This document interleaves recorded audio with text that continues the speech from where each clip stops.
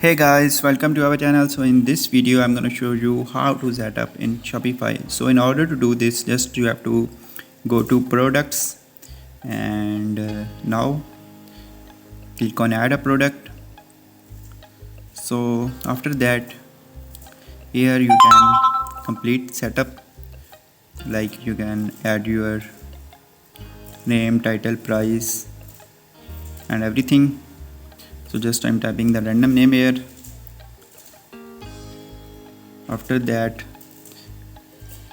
you can easily set the shipping price, like I am adding the shipping weight here, and now here select the country. Just